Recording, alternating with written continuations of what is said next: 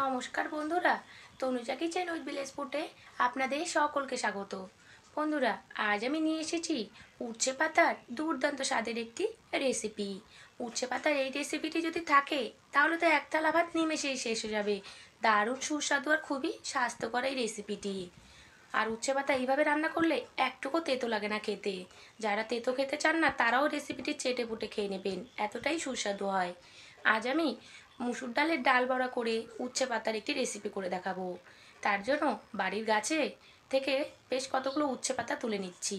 দেখুন, উচ্ছে গাছ লাগিয়েছি বাড়িতে, সেখান থেকে আমি কতগুলো উচ্ছে পাতা তুলে নেব। আর এরকম বাড়িতে যদি টাটকা শাকসবজি থাকে তাহলে খেতে তো আরও বেশি ভালো লাগে। এক ঝুড়ি মতো উচ্ছে পাতা তুলে নেব।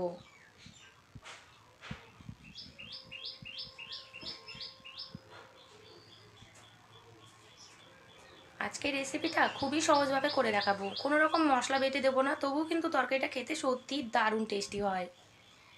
দেখুন, উচ্ছে পাতাগুলোকে আমি ছিঁড়ে ছিঁড়ে নিচ্ছি। আর এদিকে দেখতে পাচ্ছেন মিষ্টি কুমড়ো গাছও হয়েছে। আরেকদিন আমি মিষ্টি কুমড়ো ডোগো দিয়ে কোনো একটা রেসিপি করে দেখাবো। এক ঝুড়ির মতো উচ্ছে পাতা তুলে নিলাম।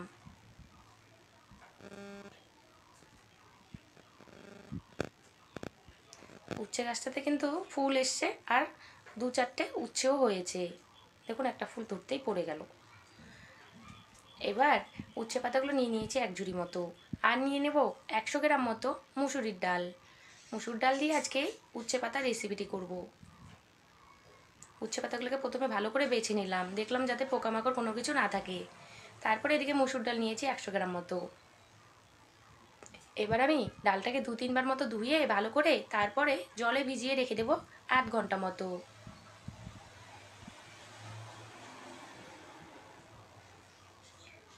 এবার আমি এটাকে 8 ঘন্টা ভিজিয়ে রেখে দিচ্ছি।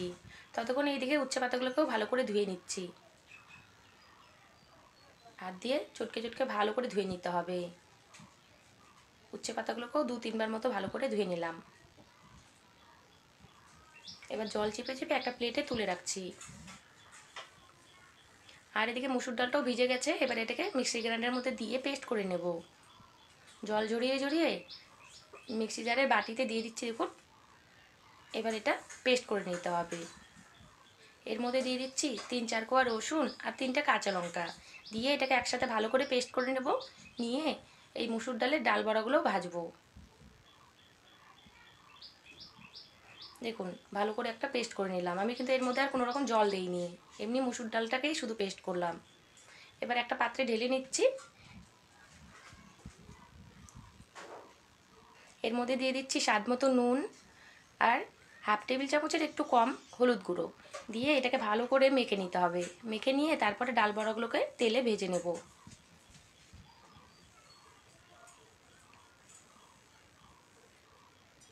আর এদিকে উচ্ছে পাতাগুলোকেও ধুয়ে একটা প্লেটে তুলে রেখেছি আগের থেকেই।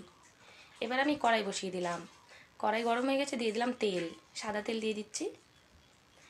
দিয়ে এবার কড়াইটা গরম হয়ে আসলে, তেলটাও গরম হলে এবার দিয়ে দেবো সেই ডালের ব্যাটারটা যে করে রেখেছি সেটা দেবো। অল্প অল্প করে বড়ার শেপে দিয়ে দেবো তেলের মধ্যে।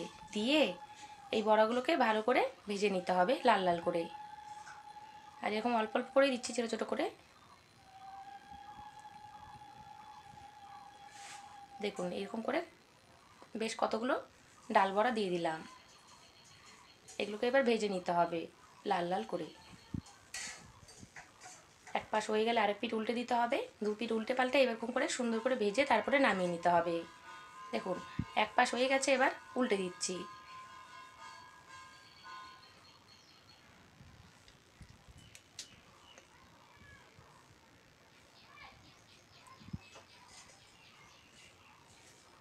এইভাবে উল্টে পাল্টে 7-8 মিনিট মতো ভালো করে ভেজে নিতে হবে ডাল বড়াগুলোকে।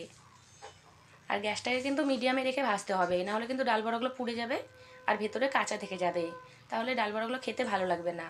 আর এরকম করে ডাল বড়ার তরকারি করব, কিন্তু এরকম করে ভেজে ডাল বড়াগুলো শুধু শুধু খাওয়া যায়, খেতে ভালো লাগে।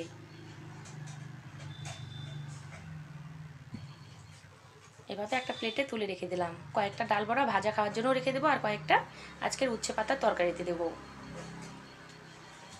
এবার দেখুন, কড়াইয়ের মধ্যে তেল দিয়ে দিলাম 4 টেবিল চামচ মতো। এর মধ্যে 5টে কাঁচা লঙ্কা চেরা আর 2টো পেঁয়াজ কুচিয়ে নিয়েছি, সেটা দিয়ে দিলাম। দিয়ে এর মধ্যে স্বাদ মতো নুন আর দিয়ে দিচ্ছি 1/2 টেবিল চামচ মতো হলুদ গুঁড়ো। দিয়ে এটাকে ভাজা ভাজা করতে হবে পেঁয়াজটাকে।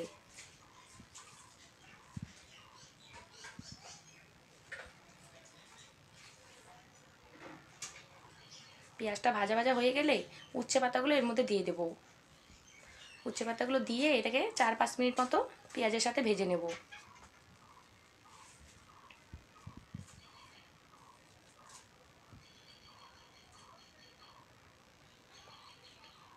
এটাকে 4-5 মিনিট মতো ভেজে নেওয়ার পরে তারপরে ঝোলের জল দিতে হবে এর মধ্যে। দেখুন 4-5 মিনিট ভাজা হয়ে গেছে উচ্ছে পাতাগুলো। এবার এর মধ্যে ঝোলের জল দিয়ে দেবো পুরো 1/2 লিটার মতো।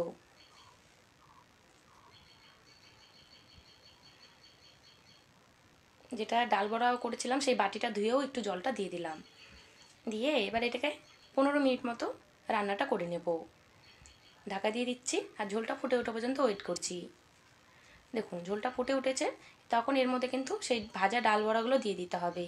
যেহেতু উচ্ছে পাতা সেদ্ধ হতে খুব একটা সময় লাগে না, এর মধ্যে তো আমি কোনো রকম আর সবজি দিইনি, কিছু দিইনি, তাই বেশি টাইম একটা লাগে না এই রান্নাটা হতে। এবার ডাল বড়াগুলো দিয়ে দিচ্ছি ঝোলের মধ্যে, দিয়ে ঢাকা দিয়ে আর কিছুক্ষণ রান্নাটা করে নেব।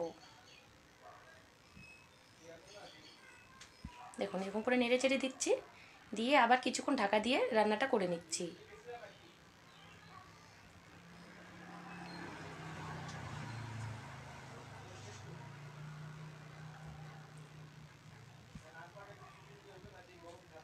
এবার আবার ঢাকা দিয়ে দিলাম।